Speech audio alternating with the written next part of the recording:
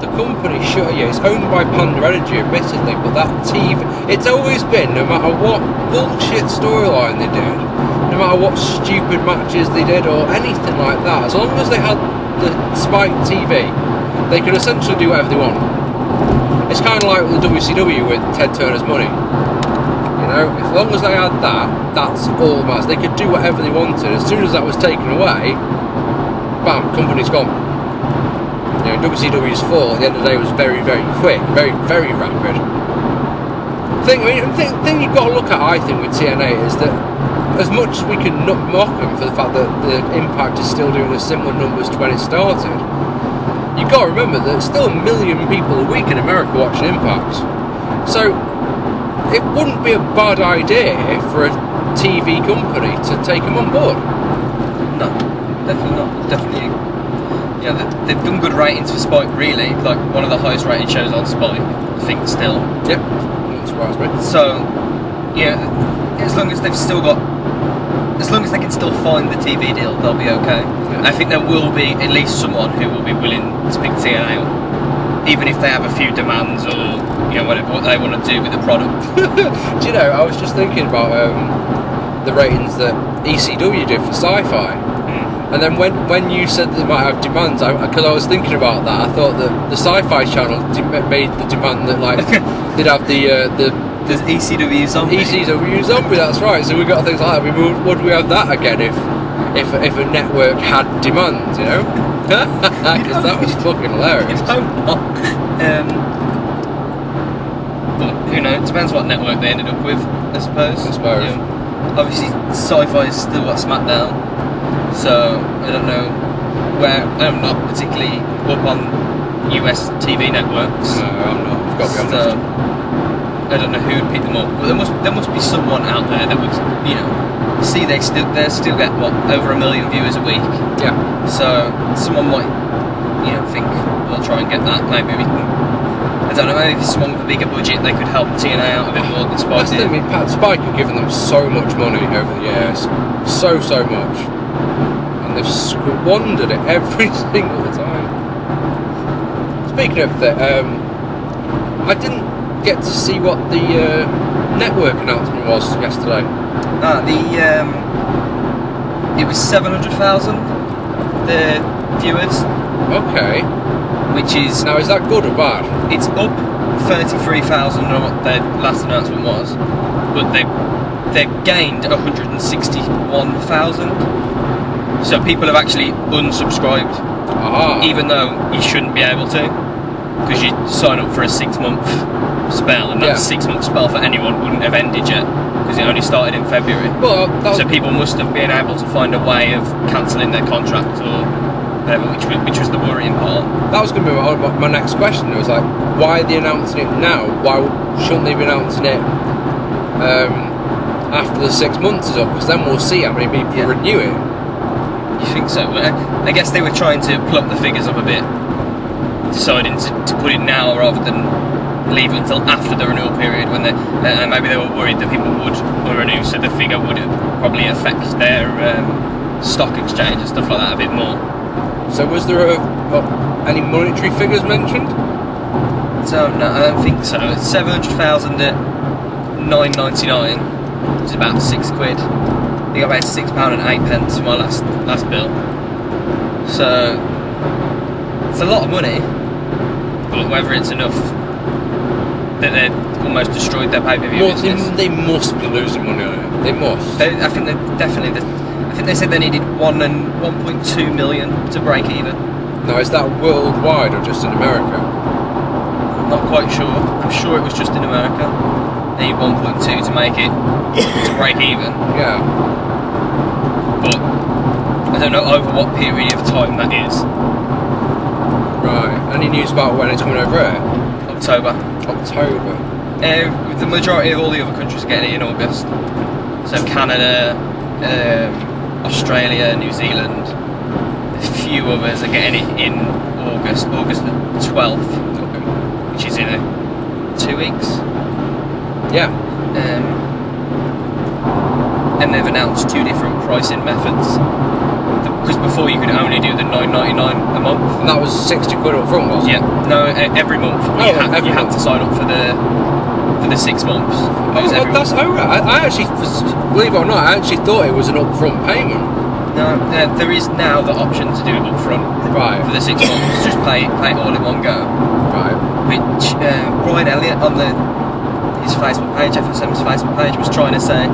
I think what he was trying to say was that was replacing the $9.99 a month. You had to do it all in one.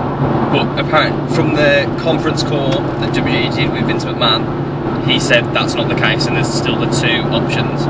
And they've also added you can buy a month on its own with no 6-month contract for $19.99. So an extra $10. Still would save you money over a pay-per-view. Say if you only ever wanted to watch WrestleMania, I don't know if they maybe take the option off for the 1 month for WrestleMania. But if you only wanted to watch SummerSlam, say, and there was no other pay-per-view for the rest of the year you wanted to watch, that would mean you would be better off doing it that way.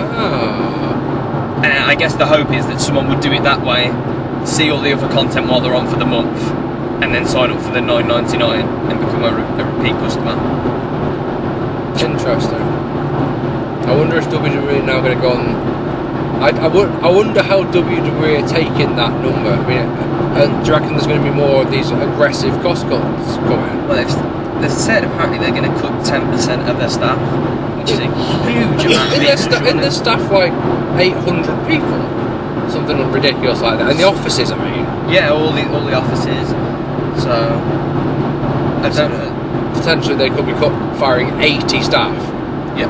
Just to cover the losses the network's making. Yeah. The thing is, you've got to think that they've gone into this for the long haul.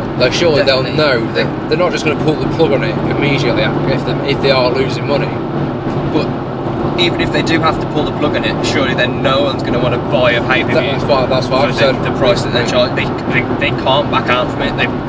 Now they've done it. They've got to keep going with it until it becomes a success. The network's got to be a success. It will. If it doesn't work, it'll kill the company. Yeah. Because no one will say, right, I was paying $10 per month for a pay-per-view, and now you expect me to pay $60? No, you can go fuck yourself. Straight up. Or $50. I don't actually know how much it is in America. It's a lot more than it is over here. I know we moan at 15 quid. I suppose that's to do with the time difference. Like, yes, they wouldn't get any buy surely at 50 quid over here at that time of night. No. Fucking A. So that's the big news then. And Destination X was good. Yeah, it's a good show. If it's as good as you say it is, I actually will. I'll probably check it out as background sort of thing. Yeah. It's got Cage on that, and I really like him. And I am intrigued by the Wolves versus Hardys match, even though I don't really have much time for the Hardy Boys these days. Same. Neither of them have done particularly anything.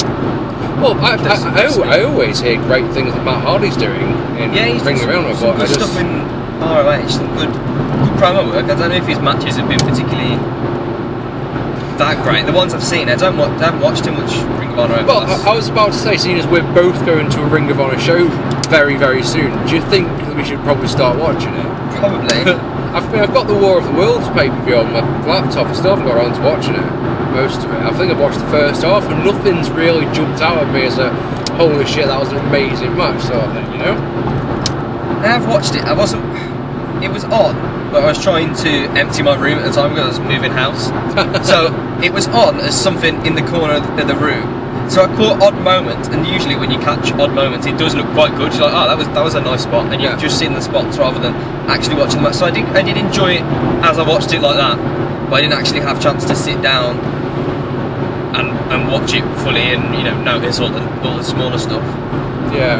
But I don't know. Said to anyone who will listen, I haven't watched TNA since Bound for Glory.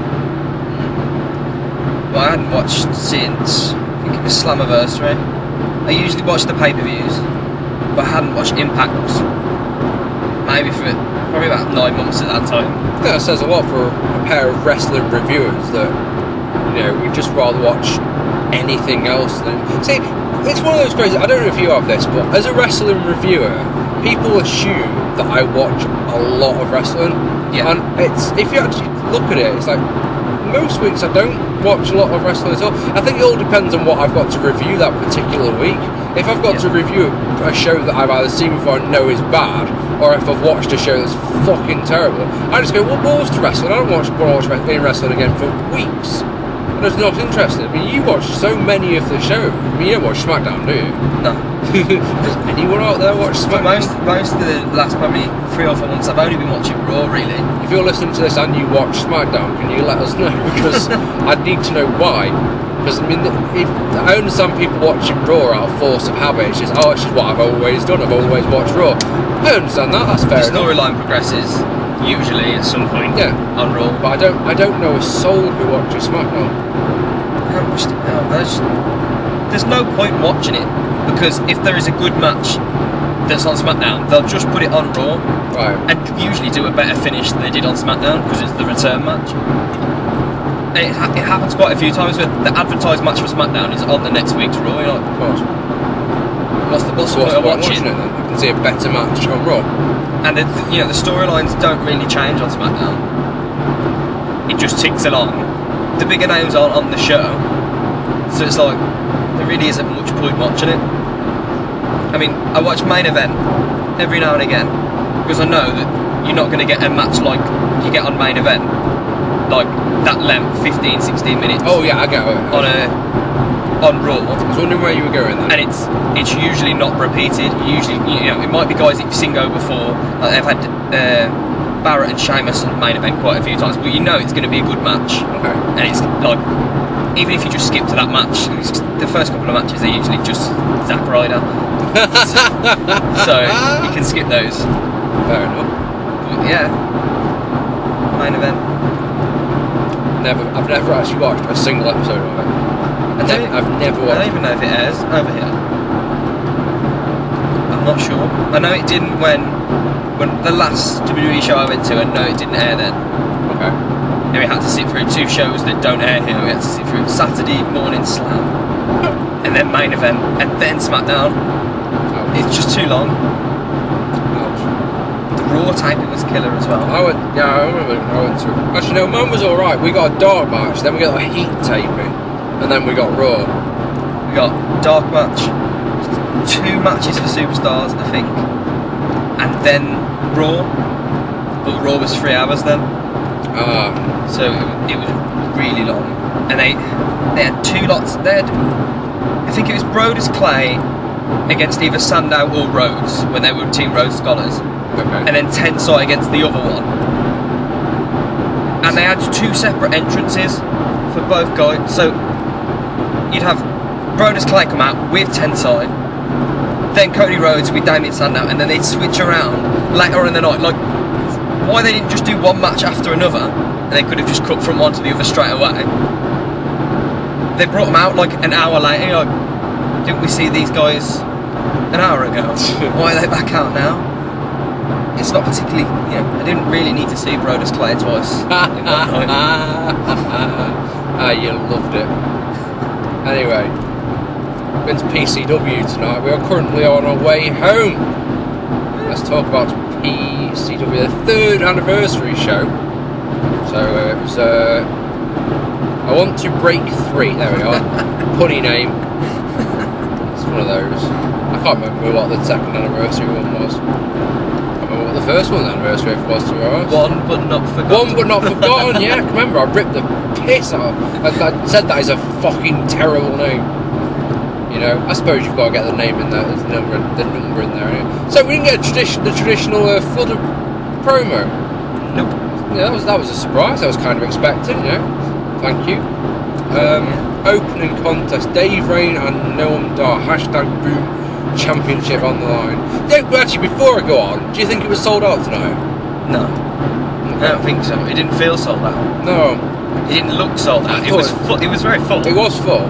It wasn't sold out. I thought the crowd was weird tonight. Yeah.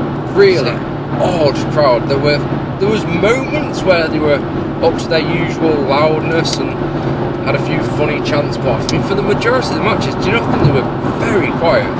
Very quiet, very reluctant to get really involved for longer than a small champ for some guys. But I don't know. Compared to the other BCW shows that I've been to, the crowd was like pretty much non-existent. I think it did affect the show as well. In terms of the feel, just wasn't there. There didn't seem to be too much support for wrestler A or wrestler B. That it was just kind of split and a bit flat, I thought. Dar full on heel now, yeah? Yes. You reckon? With a very, very, very, very long entrance. Yes.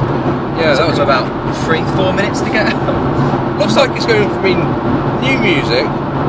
Came out like with a pack of cigarettes. I mean, I don't think he's ever going to smoke one of them, but the hair's a bit longer, a bit greasier. It's interesting. I've seen Dar and Dave Rain go at it at a Future Shock show. I'm sure of it. Sure, I've seen those two go at it before. This wasn't as good, I don't think. I thought the stuff they had some traditional post-match shenanigans, so pre-match shenanigans. You've got Dave is trying to organise a thumb war? A thumb war, yep. Between the two of them. It's one of those you know what's coming a mile away. As soon as they lock hands, he's going to kick you in the face, Dave. I mean, that's what he's going to do. I don't think that's to the letter how it went. I mean, the match there was nothing bad on it. I just got really confused by the finish. Yeah, that was a strange one. I'm not quite sure what the actual result was. And it was announced that Noam Dar had won the match. Yeah, because right, Noam had one of Dave's arms trapped. His right arm was trapped, and that meant that Dave's left hand was on the mat, and Dar was stomping the fuck out of his hand. Yeah. Now, what I think happened is we got a verbal submission. But right? I didn't hear a verbal submission, right? So then referee Det, where's that guy going? I'm doing 70 miles an hour. What speed are you doing, fool? Yeah, referee Des gives Dar the #Broom Championship. So you're assuming that he's won the match. And like I said, I didn't see a tap out. I didn't hear a submission. That was a bit strange. And then it was a referee stoppage. Yeah. I don't know. It was very strange. They announced that Dar had won, but they didn't say by what means. I thought Dar had been disqualified. For refusing to stop stomping the hand. That's what I thought had happened. Anyway, the point is that Dave gets his infamous rule book out. Says that championship you can't lose the championship by submission on the 1st, the 9th, and another night. And now this is a rule that I've actually used before. I'm sure it was on the first of the first title defence, I think. Yeah, I'm sure of it. So I don't know what my phone's just. Oh, it's just the thing charger's going on. Sorry about this, technical difficulties and all that. At least we're still recording. When we did this for the Dragon Gate one, it stopped after a couple of minutes. Ha ha! So anyway, the point is that Dave keeps the belt, cuts a promo afterwards, having him shout at Noam Dar, and that was that. Yep. We forgot Joanna Rose singing the national anthem for reasons that I can't fathom. It was just one of those. She wants us to sing along, and it's just one of those, sorry love, but yeah, you're beautiful and you can sing, but I'm not joining in with you. I've got no reason to. Would have been alright if it was at its, where it was meant to be, the tribute to the troops. Makes a lot of sense.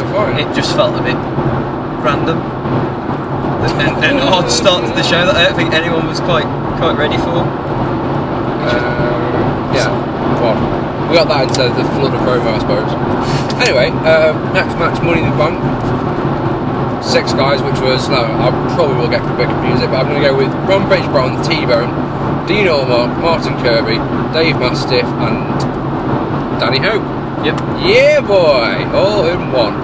I thought this was an entertaining match. I didn't realise it was elimination rules. I don't know if they said that when they announced it. I think they did. Ah, okay, that's my fault. Sorry, my bad. So it came a bit of a surprise when we got first pinfall. It was one of those. Oh, that's because they did a stackplex thing, didn't they? Where not stackplex. They put T-Bone came down on Rampage Brown, and then everyone did a pylon on top of that. So they both got pinned. So I'm sat there looking a bit confused, going, so who's won the match? So that's probably my fault for once again not paying attention, as is my one. But yeah, I mean, entertaining stuff all around. Mastiff and T-Bone is a match that I'm desperate to see. I want to see those two beat the snot out of each other. Fall-away slam was that's what I was just about to say. A fall-away slam by T-Bone. Do you remember the look that Mastiff gave Bone when he came out? There's this death glare. It's 2 bloody death glares I've sin the space of a week after the one that Yamato gave me last week, right? Almost pooed my pants, I will say. A little bit came out. Mastiff wins the match. That was a surprise. My prediction was Rampage Brown, who was the first one eliminated. Oh, stop it, bloody charger. Yeah, Mastiff is your Money in the Bank holder, gets the briefcase. I don't know. I've said before, it's one of those matches that it's... Every Fed does their own Money in the Bank match now. Yeah. So it's one of those... It's I don't know. I prefer you to think of your own gimmick. Your own match, but I mean, it ends to a means. It's a plot device at the end of the day. Yeah. PCW is one of these promotions that hasn't got a lot of storylines, so if they've got something that brings in a storyline, I'm all for it. Happy days. Why the funk not? What was match 3, buddy? Match 3? Was it Garrett and Ligero? It was. This was a superb match. It was. I really enjoyed this match. Ligero beating Garrett, who is an interesting one. 2 people in our little party asked me who the fuck Charlie Garrett is. It's like, dude, you've seen him 3 times. You've been at every PCW performance he's been at, and both of them just got this blank look on the face. Like, can't have made a good impression then. Does look kind of generic. Who, for Charlie Garrett? Charlie Garrett. He doesn't look generic. He looks like Benedict Cumberbatch. He is the spit of him. It's weird. When you from a distance, he is the spit of Benedict Cumberbatch. Up close and in person, he's not. But just thought the black trunks kind of looked a bit like he was a creator wrestler. The PCW fans did give us one for this one, which is Bad News Garrett. Straight away. There you go. That's going to follow them everywhere. Yeah, it's like, unlucky, dude. You're going to have to change your name. There was lots of good things in this match. For me personally, anyone who's listening to this who knows ever seen any of my bits or anything will know that I have a particular passion for the reverse Rana. It's my favourite wrestling move. And well, this sounds really sad, but I know that it was 357 days before tonight that I last saw a reverse Rana, and I only know this because I've got a poster on my bedroom wall of the show that the last time I saw a reverse Rana I was at, so I know what the date was. Don't worry, I don't sit and count between reverse Ranas. But yeah, Ligero getting an absolute pearl of one, putting Garrett on top of his head. And there was also, Ligero came off for a crossbody, didn't he? Yeah. Garrett caught into a super ace crusher. That was fucking gorgeous. And then there was the tornado DT that got the win for Ligero as well. All good. Very good. It's my first time seeing Charlie Garrett. Very impressed. You know, some of the moves that he was putting in were pretty nice. For a guy, he's quite a big guy. Just compared to Ligero, he seemed quite quick on his feet. You know. Absolutely. I mean, I saw him in his debut at the Rumble, and then I saw him last time out. A couple of months ago, I saw him against Mastiff, and he was perfectly acceptable there. You know. So happy days with that. Does look like someone that it might continue to. Yeah, keep I have no idea who the fuck he is. I couldn't tell you where he trained, I couldn't tell you where else he wrestles, I know nothing about this guy. And I like that, that's a nice bit of intrigue to him. At the end of the day, one of the problems I feel we've got in the Northwest of here for wrestling is you've got 4 or 5 big companies. Let's say Future Shock, GPW, Infinite, PCW. If you go to those 4 shows, you're going to see a lot of the same guys. So if there's this one guy, this Charlie Garrett, who I keep trying to call Chris Garrett for some reason, I don't know why. Charlie Garrett isn't on a, he's not a Future Shock, he's not a GPW, so I like that rarity factor, you know. It's always nice when you find someone new that's good that you can get behind. So it doesn't really come along too often in British wrestling, because you go to your first couple of shows. I've seen kind of the same guys pretty much everywhere I've gone. So it's always nice when you see someone new on a show that you haven't seen before, and they show you new things that you haven't seen from the guys that you've been watching on a regular basis. So definitely something. You know, I always try, if I see someone I haven't seen before on a show, I always try and make an extra effort to go and say, right, I've seen them. Were they any good? You know, stuff like that. So I want to come to a Kamikaze Pro show with you, because there's people who wrestle on that. Sebastian Redclaw wrestle on that. He had his first match for them last week. Because I hear that name comes up a lot at the moment for me, and it's like, right, I need to go and see this guy. I've seen him at PWK. Very funny. Okay. I think it's next week. PWK, he's having a match with Madman Manson. Oh my God. 11 stages of hell. And it's just like power chess, I think, is one of them. A staring contest. It just goes on. It just like that is going to be hilarious. It won't be one for the purists, but it will be hilarious. I think the very last fall is a wrestling match. Oh, so it's just obvious how it's going to go. Like, if I can't remember if I'm working, but if I'm not, I'm definitely going to go and see if I can see that show. Where's that again? It's in Birmingham. Is it? PWK. It's a really nice venue. They've got it's called the Mac. It's like an art centre type place. So it definitely brings a different feel. Oh, interesting. And they've got really nice lighting. It's in the art centre. They've got really nice lighting set up. Yeah, smoke machines. It's quite like good. Considering the size of the audience, the production values were really on par. Ryan Smile. Who runs it? Yeah. You just mentioned how you haven't seen Charlie Garrett. Your first time seeing Zach Gibson tonight, yes? Yes. Impressions? Really enjoyed it. Really enjoyed his work. You know, the psychology stuff that he put in. All his moves look fantastic. Every move that boy did tonight was on the arm, wasn't it? Yeah. Every single move. And yes, his opponent was TNA superstar Mr. Anderson. Went in with an open mind, I did, because it's one of those, look, the amount of imports that I've seen that I've gone, look, I don't give a fuck about this guy. Yeah, you've sort of gone in there with me, impress me face on, sort of thing, you know? Yeah. I want to call it Cena 2006 booking, in which it really looked like Zack beat the snot out of Anderson, and then Anderson comes back with like 3 moves and wins the match. He didn't really do a lot at all, did he? No. So it didn't impress me that much, is what I'll say. He sold the arm until the match was over. Yeah, and then as soon as the match was over, like, no, don't need to start anymore. I'm going to take some photos, which I've got no problem with, but at the same time, it just would have added that little extra thing that would, you know, just after the match, it would have just given it a bit of a boost. On the, yeah, he does look like he's hurt his arm. Yeah. Rather than all of a sudden he's stopped and it, you know, obviously it would have been hard for him to sell for that amount of time. And remember that he's got to try and sell it on for what probably is for him. It doesn't really matter that much. He's come here, he's got his money, and he can go home now. Like, it's not like he's got to come back next month. Yeah, that's a good point. And have to continue the storyline. So that's kind of where I imagine. It's crazy with these imports that come over here, the ex-WWE guys. Zach Gibson is a chiseled out of stone kind of guy. He looks so small compared to Anderson. You know? That's so weird. It's hard to say, because the thing is, Anderson looks like a wrestler.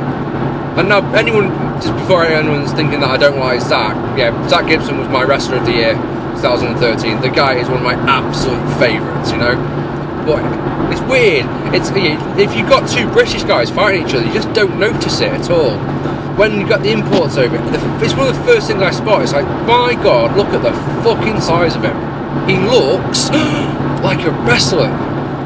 Yeah, Anderson with the mic check, was it? So yeah, to get the win. I was quite disappointed we didn't see many of Anderson's like signature moves. Yeah, I mean, there was this rolling senton. Yep. And the mic check. That's it. That's all he got. And you know, he could have done the Kenton bomb, the Swanton bomb thing he does. I wasn't expecting to see a Green Bay plunge on a PCW show. No. But considering he's coming over here, and people would have wanted to see those moves. Yeah.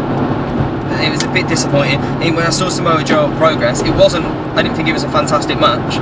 But you got all the Samoa Joe moves that you'd wanted to see. You know, the Muscle Buster, the ST Joe.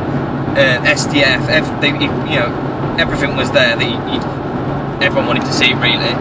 Nice. Whereas tonight, he was kind of, he had 2 moves. Yeah. Intermission, a lot of people wanted photos with him. Yeah. Lots of people wanted photos. That was probably one of the longest lines I've seen. Yeah, it's weird. Yeah. I mean, he's never.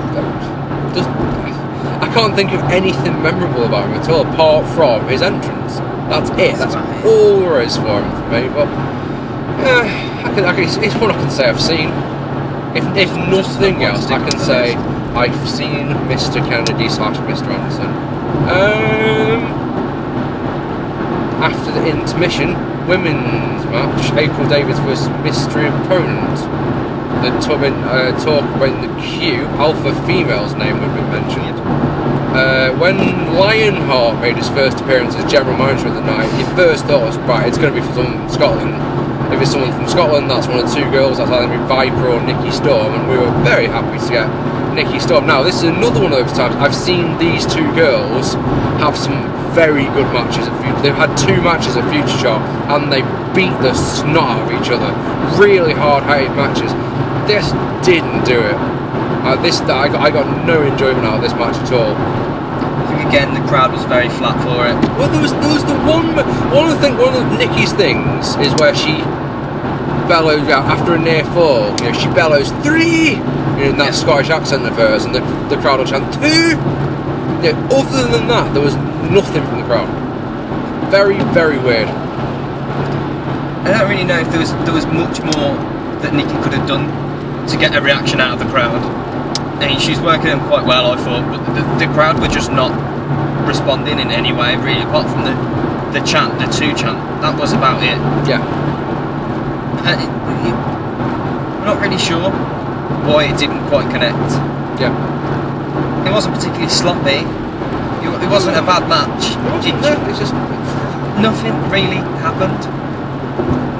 So, do you wonder if some of that might be to do with PCW? And what I mean by that is that they've been putting on their social media this week things like, you do not want to miss this show. This is going to be the best thing ever. You know, you're going to be able to be there the night that X happened. You know, and so they've got these 3 mystery opponents lined up. Admittedly, they haven't said they're international guys. They're just, these people have never wrestled in PCW before. I don't know. Maybe our expectations were that a little bit. So that's, I mean, like I say, Alpha Female was a name that I heard again and again in the queue. You know, and you think to yourself, yeah, Alpha Female versus April Davis. I don't know if that's ever happened before, but I want to see those 2. That's the thing. I'm used to April battering people. Yeah. In this match, she didn't. So that doesn't really have the same appeal to me. Anyway, the next one was another mystery opponent, Madman Manson. Mystery opponent. This was a one that is, I don't know. First, I popped when you know, like Shay Samuels in there was the mystery opponent. Heard a lot about this guy. Teaming with Terry Frazier as, oh god, I can't remember what the fucking called. Begins with a K. Can't remember what it's called. Anyway, I've heard a lot about the. Yeah, I've heard the name a lot. This guy's been wrestling for a long time. Yeah, I've heard it as well. He's just one. He seems to mainly wrestle, obviously, around London and down south. He doesn't seem to come up too far from what I've seen. So my first thought was, oh yeah, heard a lot about this guy. You know, wanted to see him for a while. Going to get the chance, and then literally as that comes into my head, it's like, yeah, but in a match with Manson where it's going to be comedy. And I just, again, I like Manson, I like the comedy stuff, it was entertaining for a bit, but I got the impression that Shay didn't want to go along with it, and I would rather see someone like Shay Samuels, whose gimmick sure is battering people. Yeah, I'm expecting this guy to come out with some lariats and shit, and there was just nothing. It was, I can't, do you know, that match, I can't even remember what the finish was. What was the finish? I have no idea. I can't. Yeah, we saw it an hour ago. Shay Samuels won. I know that much. I couldn't tell you what he won with. Might have been submission. Might have been. I just turned off because some of the spots from Manson I'd seen before, and if you've seen like the running into the ring and his opponent running out, yeah, I've seen that about twice now, and I don't know. Once you've seen it once, it's kind of like you know what's coming, and you know for the next 2 or 3 minutes they're going to be running in and out of the ring, and I kind of lost focus because I was like, well, I know what's coming now. There's not much point paying much attention to what's going on because I didn't know exactly how this is going to go. So I remember, I was thinking after this one, like, right, you had 3 mystery surprises. The first 2, you know, not bad, but nothing. Oh my god, I can't believe who that fucking is. And then of course the third one is exactly that reaction. Because you got, it's Mark Andrews, Bubblegum, on their own. I mean, that's would have been a very good match just between the two of them. Now, before we go on, we should mention it was meant to be Chris Travis versus Michael Elgin, which is a match I would pay money to see. I would say that was the match I was greatly looking forward to on this show. And then Elgin had to pull out for unspecified reasons. And then this last couple of weeks, they said there was going to be a replacement for him. And then a couple of days ago, Travis went down with, I assume, flu or something like that. You know, something serious enough so that he couldn't work. So the mystery opponent was added to this match. And a lot of speculation again. I heard Samoa Joe's name mentioned. Yada yada yada. But I'd been on the UKFF, something I don't do very often if I can help it. The UKFF is full of dicks, if I'm being honest. Give you shit just for fucking going on the site, sort of thing. But anyway, the point is, I went on to look at the Dragon Gate post. We were at the Dragon Gate show last week, and I just happened to notice that someone had posted on the PCW thread. And I looked on it, and it said Rockstar Spud had tweeted last week that Austin Aries was in the country this week. So it was one of those, I just mentioned it, on the way up, like, do you reckon it'd be Aries? And the thing is that what we said again and again, and we heard this in the crowd as well, if it was someone, a big name like Aries, you would announce that. Surely you would announce it beforehand. So I think our expectations were actually quite low. Yeah. When it was fucking Austin Aries' music hit, oh, biggest pop I've heard for a long time. I mean, considering how well the tickets sold for the AJ Styles shows, yes, Austin Aries, I imagine, would be a similar draw. I think so. Up there with AJ. So I'm sure the crowd would have been bigger if they'd have advertised Austin Aries. I don't know whether that was a decision that was in PCW's hands, yeah, or whether TNA had told them they couldn't announce it until he came out. I don't know. This was a great match. It was very good. Really enjoyed this. And it wasn't just Aries. Aries was, everything he does was smooth and crisp, and at the end of the day, it's a world class worker. Yeah. And he was great, and he did hit all his signature spots. He did, yeah. So everything was in there. Everything was in there, and Bubblegum was his amazing self, and Man to the Drews, if you've not seen him, is absolute phenomenal worker. And really enjoyed this one. Came away very pleased to be able to, again, if nothing else, it's one to tick off the list, but it's a big one. I as soon as he'd made his entrance, I took a photo, quickly broadcast it to Facebook, and my Facebook wall just lit up with, oh my god, I can't believe he's there. People who had a chance to come saying, I'm so gutted I'm not there. Like, well, you had your bloody chance, you fools. So that was good. Got a photo with him afterwards. Friend Alex got his X Division belt signed, so that'll do me. That's a happy boy. Definitely very happy with Aries. I mean, obviously I saw him earlier in the year. The TNA show. I can't even remember who he wrestled. It was probably for about 2 minutes. Yeah. just I'm sure it was some kind of cash in or something. I can't remember. But it wasn't as good as what we saw tonight. Brilliant. I like that. Main event is Jerry Hayes defending the championship, PCW championship, against the masterpiece Chris Masters. Lionheart, who is the general manager at the moment while he recuperates from his broken neck, guest referee. And Jerry wanted to get cowered out and wanted to get disqualified and that, and then being the GM, he has the power to say, oh, well, the title can change hands and count out tonight, and Jerry's desperately trying to get himself disqualified and just wasn't happening. And I don't know, maybe it's because I was so high on seeing Aries, and maybe it's because I just don't give a damn on Masters as much as a lot of people seem to. But I don't know if people did. There wasn't a massive reaction for Chris Masters tonight. Well, I was going to say in a moment, the thing about this match is that crowd not really that arsed. Masters wins the match with the Master Lock, decent pop for that, but then when Mastiff's music hits and you're thinking Money in the Bank cash in, place went absolutely crazy. Biggest pop of the night other than Aries was this moment, and you're thinking to yourself, like, Joey won the title using the Money in the Bank briefcase, and it wasn't that long ago. It's like, no, they wouldn't do it again. But the match starts, and then Joey clobbers Mastiff with the briefcase, and match is thrown out, and Lionheart does the right thing and says, excuse me, next show, Mastiff versus Hayes, winner gets title shot. No problem with that. It's just, I don't know. It was a very strange ending. I felt like there needed to be something else, because the crowd, it kind of deflated. The crowd went nuts for the clash between Masters and Mastiff. Yeah. But then after that, it was just everyone was down. Yeah. It was a strange ending. It felt like if it was Raw, they would have had a dark match after it. I like the structure of the match, and what I mean by that is that I thought